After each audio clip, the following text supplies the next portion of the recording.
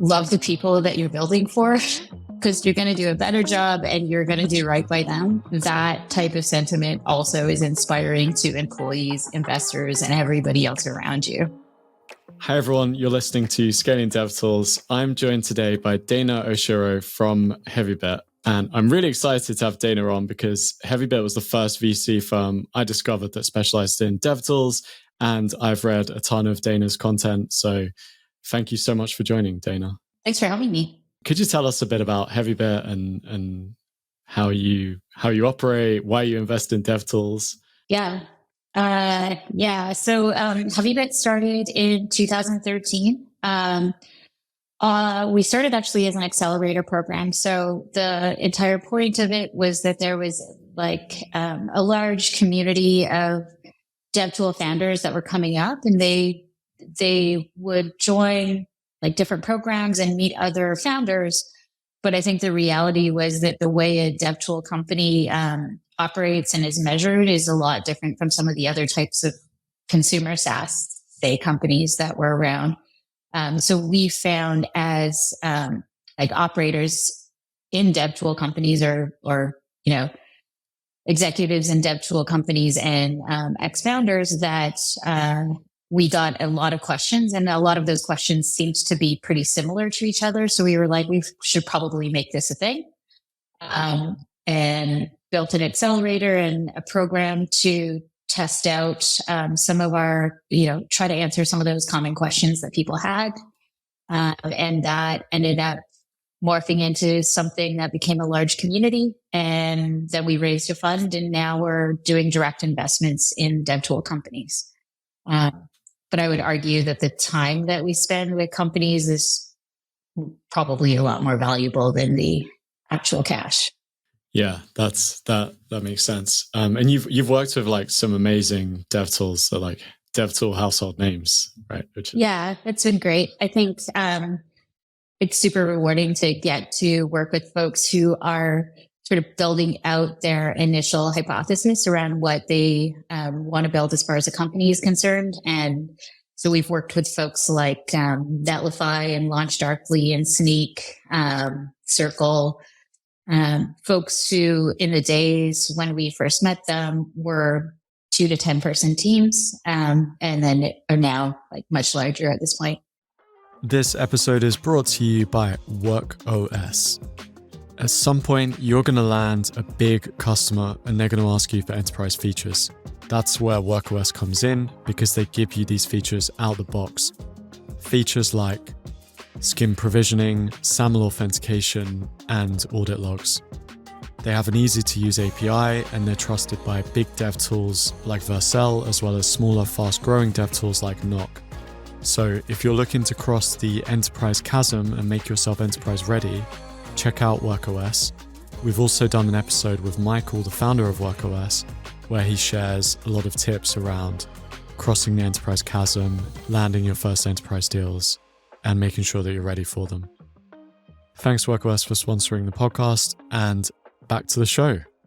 That's actually incredible to like imagine that these kind of companies were ever at that size. And it kind of brings on to this question around like how you get started. And I know you've spoken a lot about like finding the one sharp thing, I think you call it. Yeah. I mean, I think the reality is like most founders have a very big vision of how we should build, right? And it usually starts from some major industry shift, and then a bunch of tools or workflows becoming sort of obsolete, or at least like really clunky and hard to work with.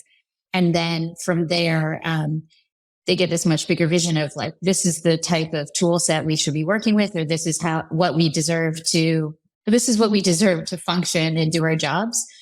And yeah, so everybody has a good vision of like something much larger.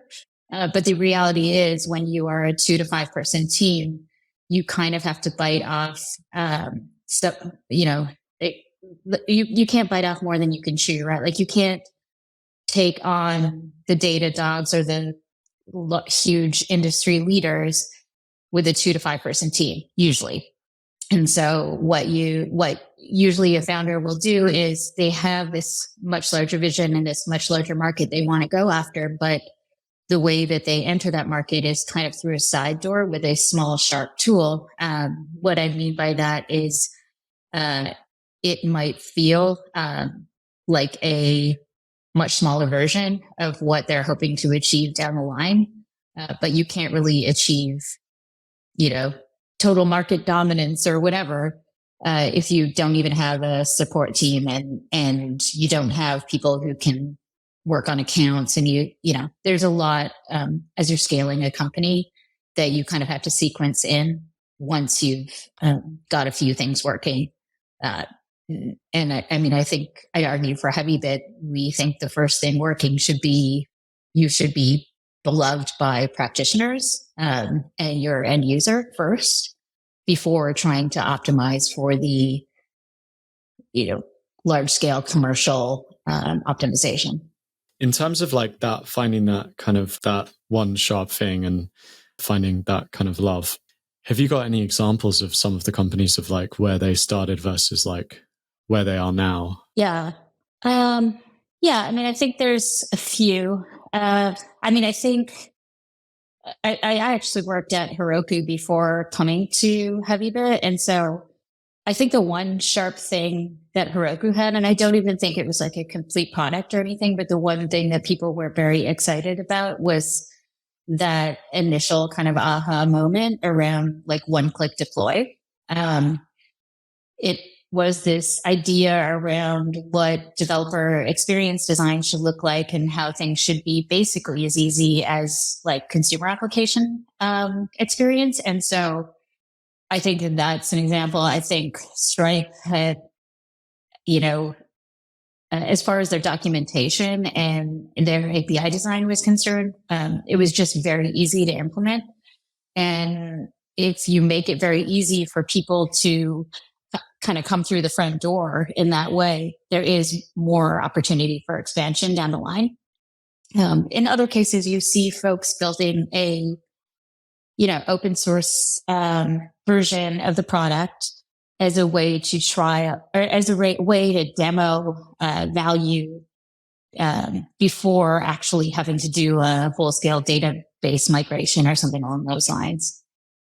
So you really are thinking about, these small, sharp tools as the initial onboarding into a much larger opportunity and perhaps a bigger opportunity to like expand value with your customer base. But you don't get that chance and you can't sell them this massive thing if you don't have any social proof or you don't have an initial and easy demo or front door to, welcome them into your home. Yeah. And I actually still use Heroku now. I've always really liked Heroku, by the way. So yeah, that's awesome. So you kind of, I guess the key part is that you're just finding something to get that kind of initial like foothold that's lower friction. And then like pivots, kind of expanding from there. Yeah. I think that experience is, listen, if you're going to build something that is bottom up and dev first and truly is a dev tool that developers will reach for and you enter like a sale or an organization through IC developers, you basically have to create an experience that's empathetic to the way that they work, and one that makes them love that experience so much that they are willing to, contribute to your open source project, contribute as advocates to the organization or, to the two founders that are probably running it at that particular time.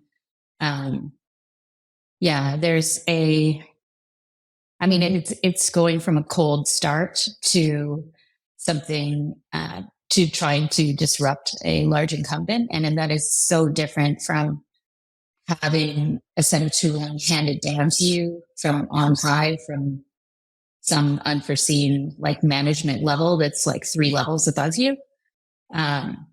You just don't, as a developer, you don't feel that same level of like empowerment as you would if you just brought something into your org, probably you bring something into like a hobby project first and play around with it before bringing it into your org. Yeah, and I guess a lot of these developers, like at the individual level, are not necessarily paying. Do you think it's important to kind of get revenue early on? Not if you're going to be a venture, like if you don't want to be a venture scale business, then no, right? But I think if you want to raise venture, you do have to have an eye for what do I think I could potentially monetize down the line. That being said, a lot of folks build even an open source project and get massive traction as part of the discovery, right? So this is a problem area that they want to solve for.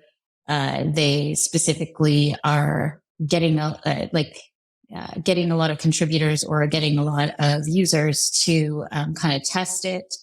And they're just trying to figure out, is this something that I want to build into a larger commercial like company or a startup, right? Like not everyone has to be a founder. It's perfectly fine to run have a bunch of different open source projects and repos. And, we see that all the time. But down the line, you probably want to think about how you're going to commercialize it. Prior to that, if you don't raise money, no, you don't really have to think about, am I going to charge money immediately or am I going to drive revenue immediately? And then even in that first year, if you haven't really figured out what the product is going to be,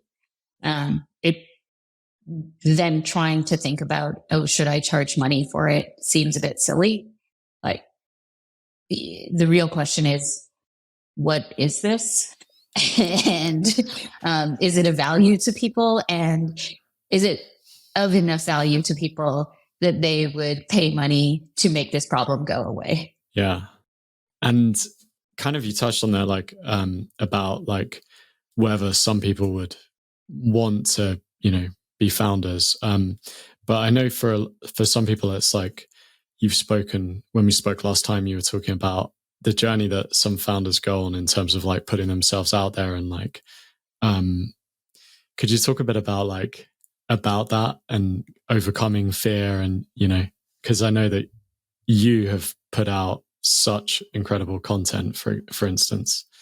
Yeah, I mean, I think everybody is comfortable with their own mediums, if that makes sense. And admittedly, like broadcast or like public speaking is not my most comfortable medium. And so I started as a journalist, that putting out written content for me has always been pretty easy. And I mean, I think the reality is if you are a founder and you want people to actually adopt your product, use it, or even just offer you feedback, you have to get comfortable with, to some extent, some level of humiliation, quite frankly. Like you have to get up and stand in front of, large rooms of people, of a meetup that might only have 3 people, and treat everybody with the same level of respect as you would hope to be treated. I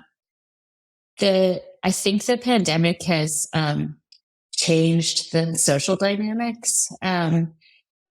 Before lockdown, there would be like 20 different events a night, at least in San Francisco. And that is part of the reason I was drawn here, because I could be in the same room as people who maybe who were like my computing heroes, right? Like I've been to meetups where it's 30 people and it's like, the guy that wrote Cathedral in a Bazaar, or Richard Stallman, or like, these are like heroes of open source, right? And when you're in the room with them, you just realize that they're normal humans, and the banality of having to go and stand next to somebody and pour themselves a coffee is like kind of great. Like, I went to a kind of demo event on Friday last week, and one of the guys that got up and did a demo did a great job, but basically started packing up his bag while the other people who were on stage were demoing.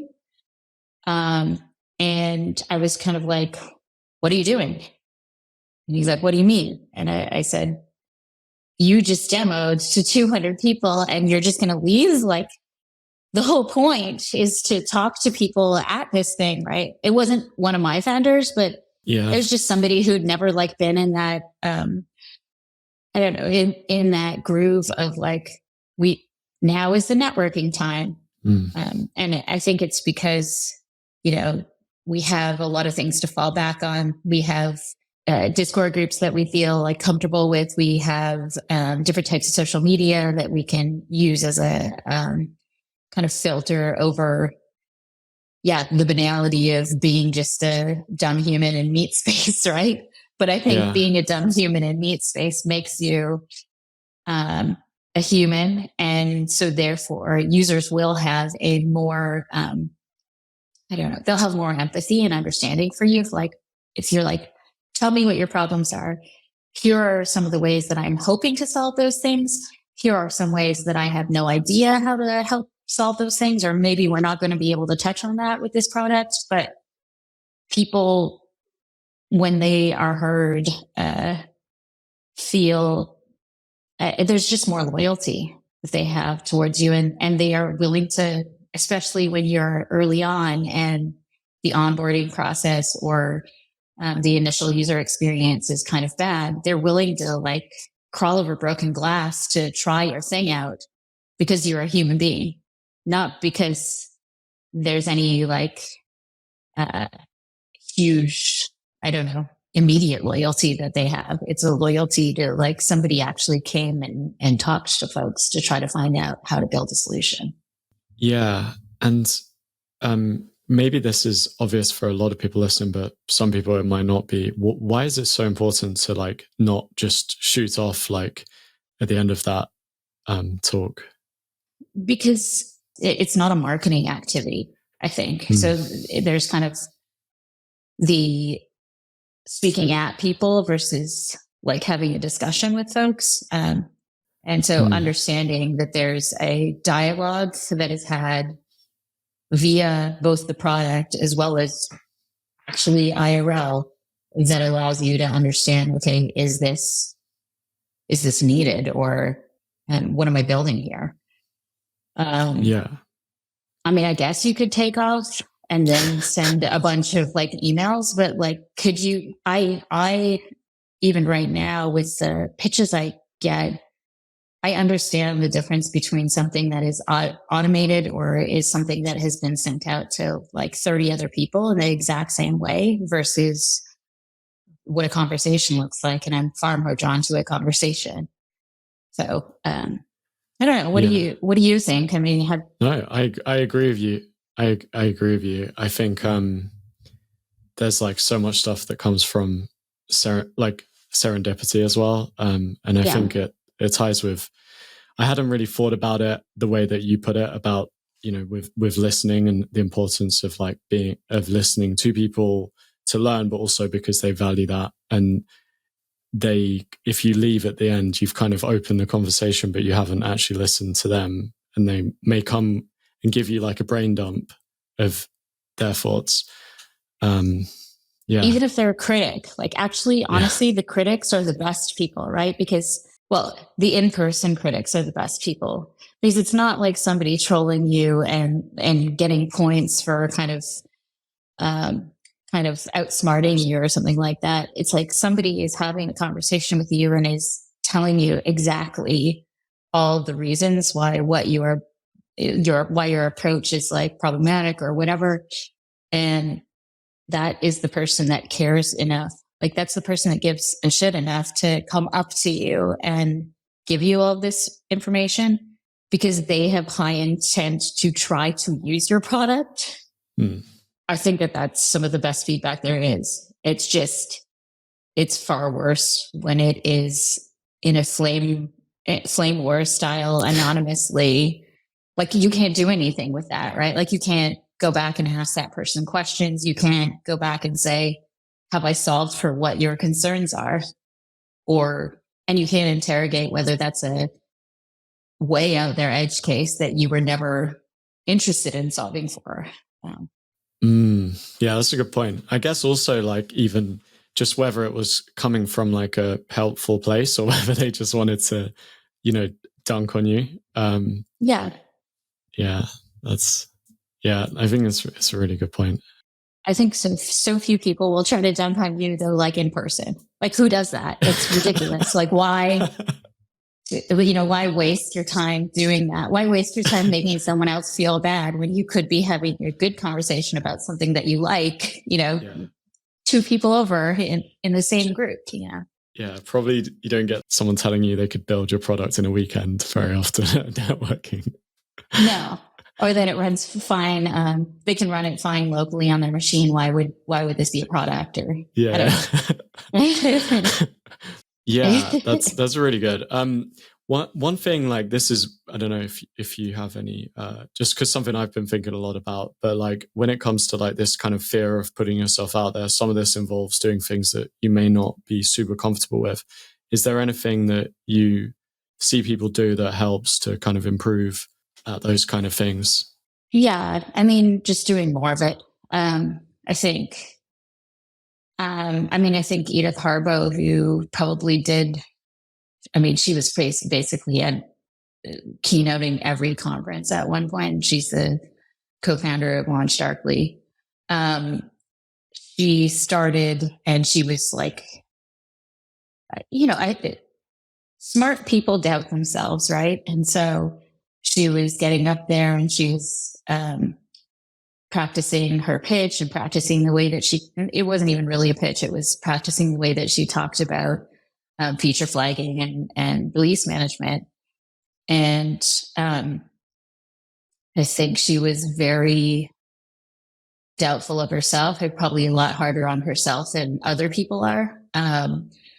And just the more that she did it, the more comfortable she became. But she would sit us down. We would mic her up, and it wasn't that many people. It'd be like 15, 20 people out of our founder group. And it specifically was a public speaking feedback session. And one person would have a page in which they would write down the crutch words that she uses. And one person would have a page in which they were trying to catch if she's doing anything weird with her body, like putting her hand somewhere weird. And others would talk about, I don't know if you've connected the dots between this first idea and this second idea. Like, I think I'm missing something in between. And so through that, and through it being less about the human being on the stage, like it's not about judging the founder on stage. It's about, if you need to communicate something, you will work your hardest to make that happen. When you treat the entire thing like a project versus it being like a, harsh reflection of yourself, it becomes a little easier. Yeah, like if you're like solving an engineering problem, or you're in an area that you're not that great at, you probably like go read up on it and try and improve it. You wouldn't think, oh, I guess I'm just bad at this thing. Yeah. Yeah. I think a lot of founders feel like they're letting themselves down because on the one hand, they can't get others to kind of join in that larger approach or that larger area of like best practices for practitioners. And on the other, like, how are you going to hire anybody or sell this thing down the line? More probably immediately, how are you going to hire anybody on the engineering and product side if you can't clearly articulate what you're trying to build towards? Yeah. And you even have to kind of convince other partners that you're a worthy partner and that you will be kind of a good citizen in this ecosystem. Yeah, actually, and that's probably a good segue, talking about ecosystems. And I think you touched on like best practices earlier. I know we spoke about movements before, and I know that a lot of your portfolio companies have kind of led movements. Could you share a little bit about that? Yeah. Maybe the way that maybe the reason why I frame it as a movement is because I come from a grassroots organizing and with nonprofits and political background.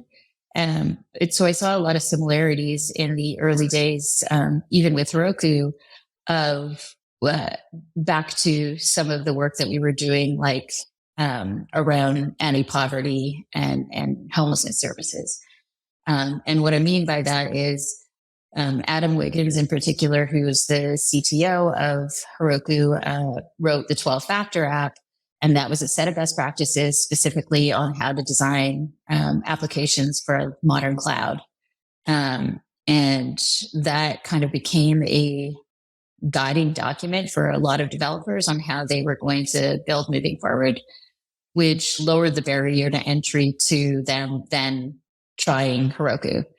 I think more recently you see that, like a more recent example is Netlify putting out the best practices around JamStack, and some of the major changes that had happened to the industry, building a practitioner group, building like a large ecosystem of other JamStack players, and then finally launching the JamStack or the Netlify commercial product.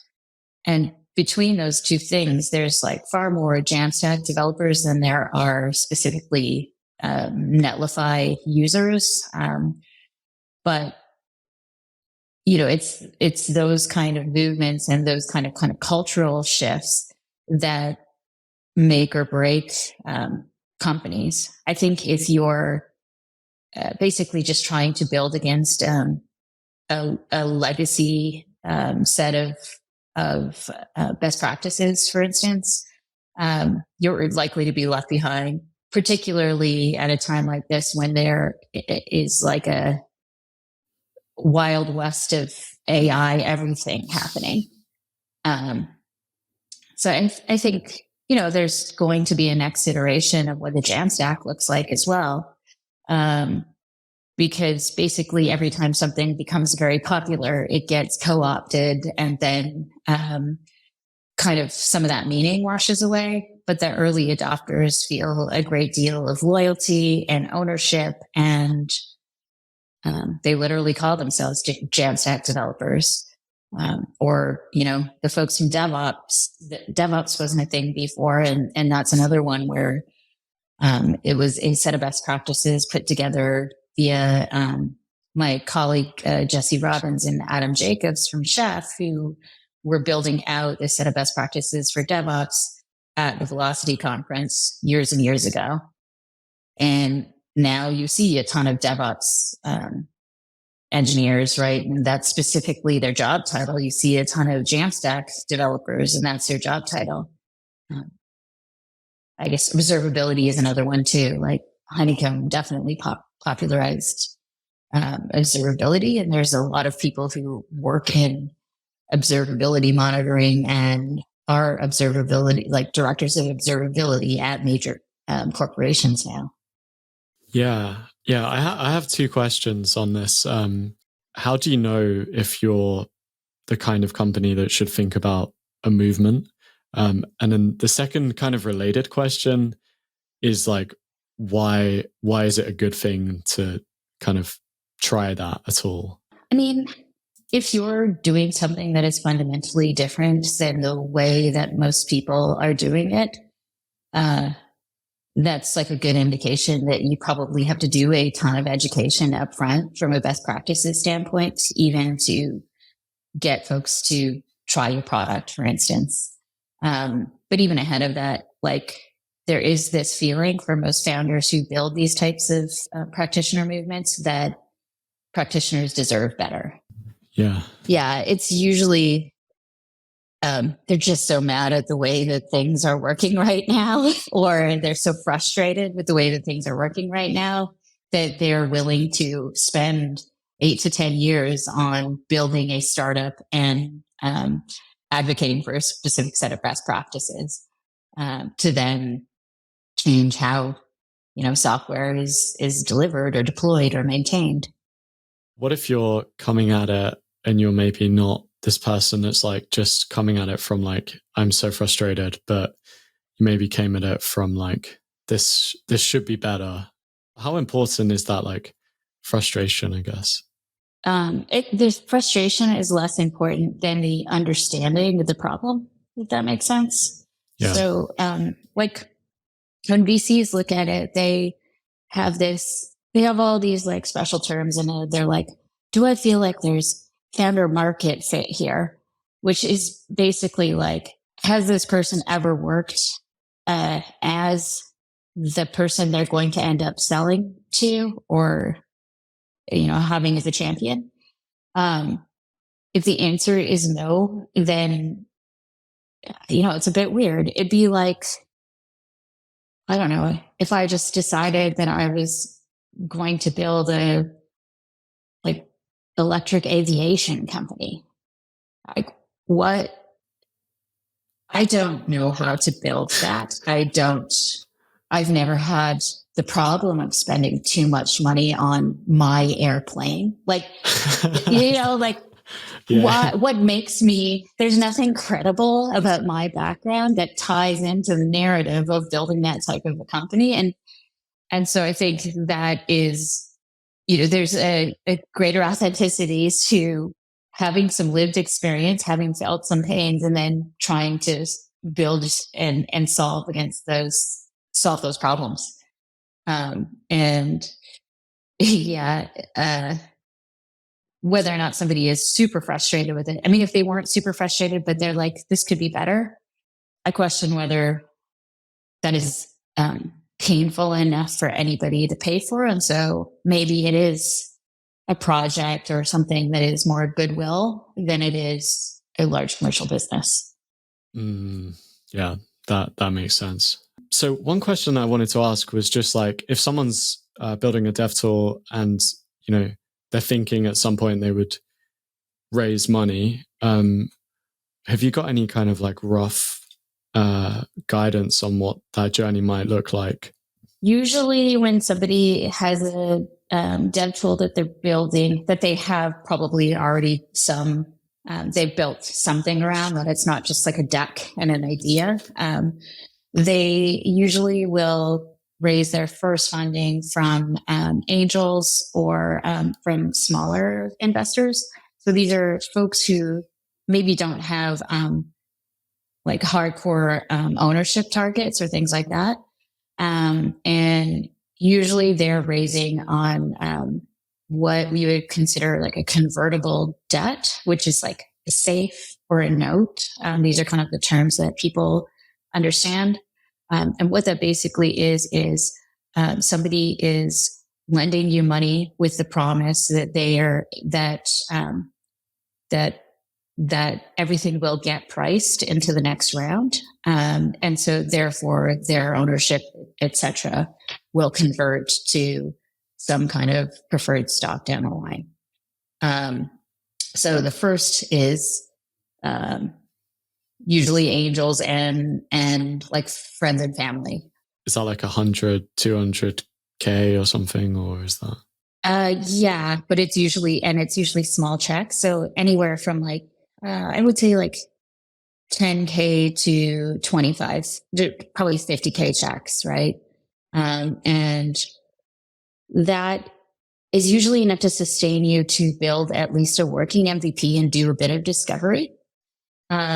At the point in which you want to look at raising venture capital is when you want to start usually hiring folks and when you have seen some early momentum. And I would say those checks tend to be, or those round sizes tend to be somewhere between, 1.5 million through to $4 or $5 million on the pre-seed.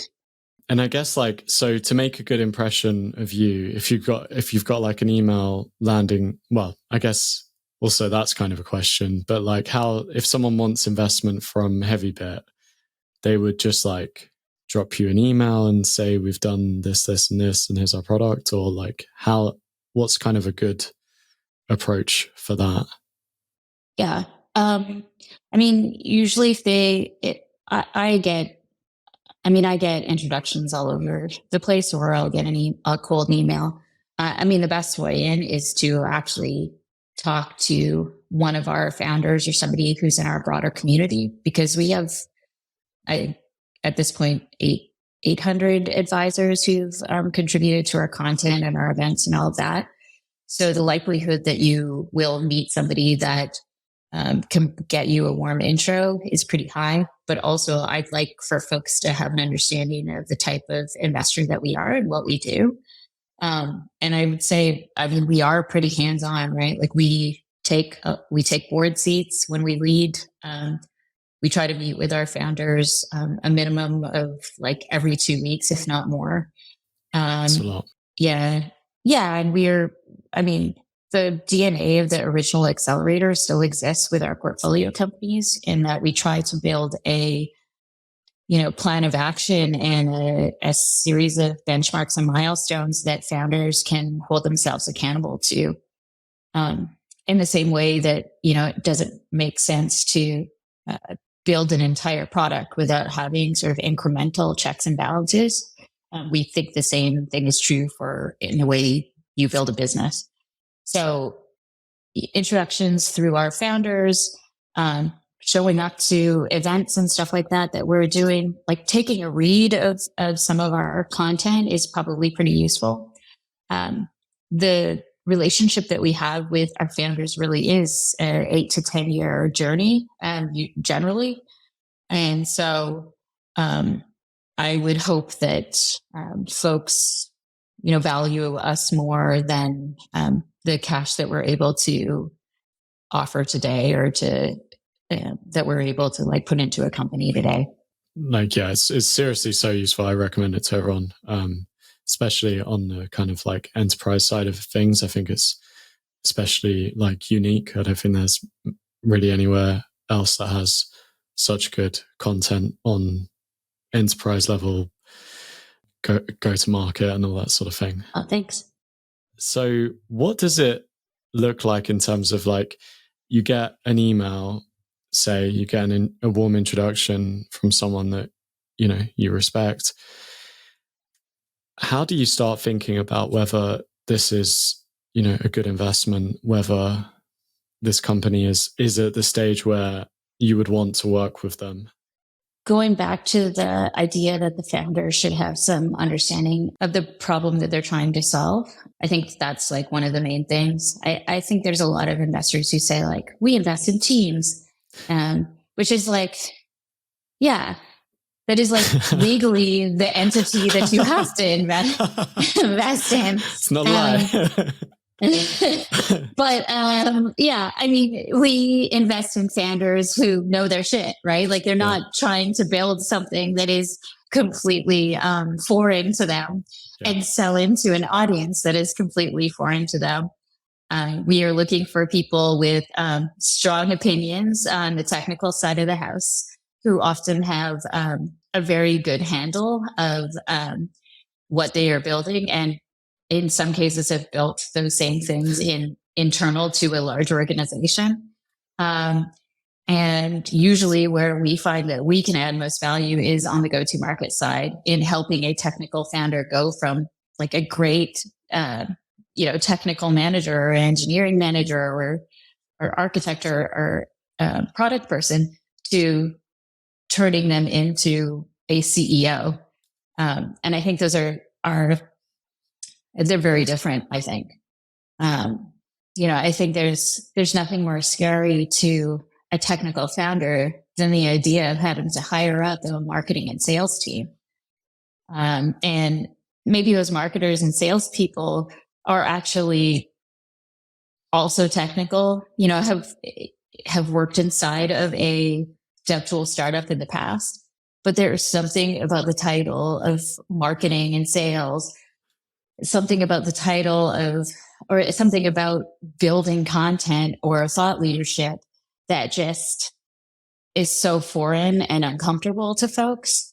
And so helping them understand, okay, well, this is actually what this means. Let's translate what this actually means. It's like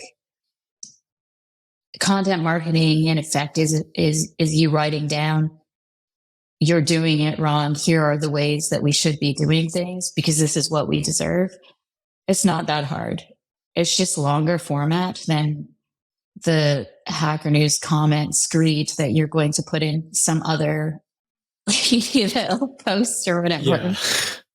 I mean, I think you're maybe slightly underplaying something that you're very, very good at, but yeah, because I feel like it can be hard, right? Like it's like you're great at writing content, but like I still feel it can be hard, but yeah. But I know what you mean.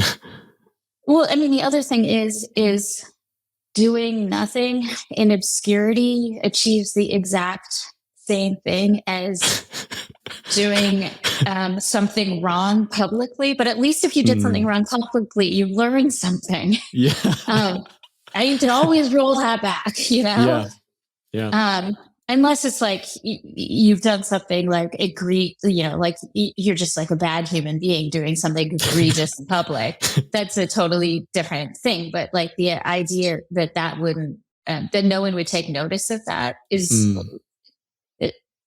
it's bizarre, right?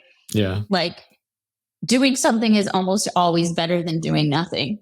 That's true. Yes. And like, that's the thing a lot of people don't understand with raising money is that once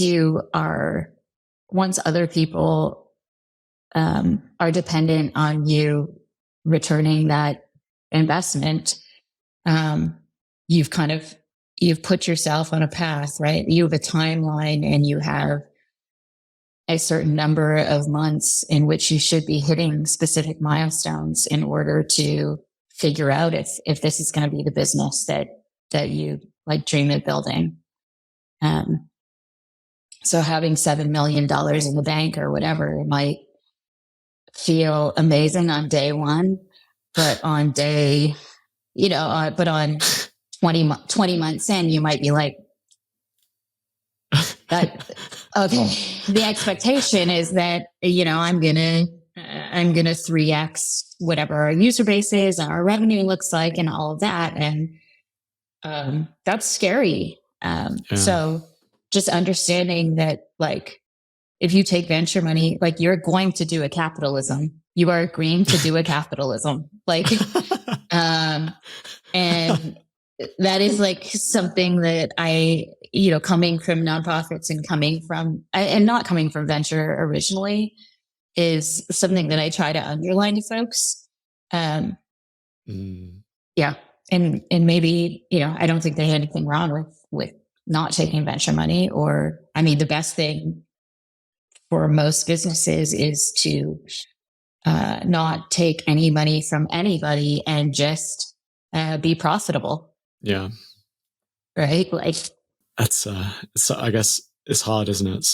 Sometimes in DevTools, just because it often requires a lot of developers, I guess, basically, before you. Yeah. It depends on how sophisticated you're going to build out the system in the beginning, right? Like if you're doing something in distributed cloud or database or whatever, it's like very, engineering intensive. Yeah. But maybe you start with something that's more lightweight on the application layer that you can get away with just your friends working on. And that's cool too. I mean, some people luck into big businesses that way by building something that people really love and then just having enough initial revenue off of that small sharp product to then fund the next stage of growth. Yeah. But it's rare to go like IPO and not have taken on any money. Yeah, that's interesting. I think that's why I understood it. So it's interesting that is the case. Yeah. I guess the best possible way is if you own the whole thing and it just makes loads of money and you can just. That's a dream, right? Like that's the dream of what, dream. Like it has been the dream of how people have avoided taking venture money for a long time and then might come to us and they're like, I just thought if you build an amazing developer experience, like it's kind of I mean, it's literally like the premise of Field of Dreams. Like, if you build it, the developers will come and then they will pay us and we will be rich, ... And like, there's no they will not connecting the thread. But it takes like a certain stomach, and it takes a certain amount of grit. And it also takes like, I think, patience and pragmatism, and like a good understanding of how to project all this stuff. Because as much as, having a good relationship with your investors is important, understanding how to communicate your progress in a way that doesn't immediately like set off alarms, or isn't an underplaying isn't overplaying where you're at, is also pretty important, right? Like, just being able to manage people's expectations all around is one of the hardest skills that I think a founder has. Managing the expectations of your employees to understand, like, this is something that we have to do by this date. What your timelines look like around your fundraise. And if they're like, why is it taking so long? They'll get very, very worried about that. There's a lot of people whose emotions are kind of riding on the way that you communicate. It's for sure a high pressure job, much higher pressure job, I think, than there may be something that people have done for 15, 20 years of like, if you're a great engineering manager, you're a great engineering manager. Half the time your team will follow you anywhere. I don't know that that's always the case with being a founder. Yeah, it's a hard job. Yeah. Dana, I think that's all we've got time for. If you had one kind of takeaway for founders listening, what would it be? I love the people that you're building for. That's a great one. Because you're going to do a better job, like, you're going to do a better job and you're going to do right by them. And that type of sentiment also is inspiring to employees, investors, and everybody else around you. If you really do want to improve the lives of people, you should know who those people are. That's amazing. Where can people learn more about you and about Heavybit? Yeah. So heavybit.com is like our website, and we have tons of content there. I'm just Dana at Heavybit, so feel free to email me. I'm Dana Oshiro on basically every social media, whatever thing that you want to contact me on. I'd maybe avoid like TikTok or Instagram because I never check that kind of stuff. Yeah. Amazing. Well, thank you so much, Dana, and thank you everyone for listening. We'll be back soon. Thanks.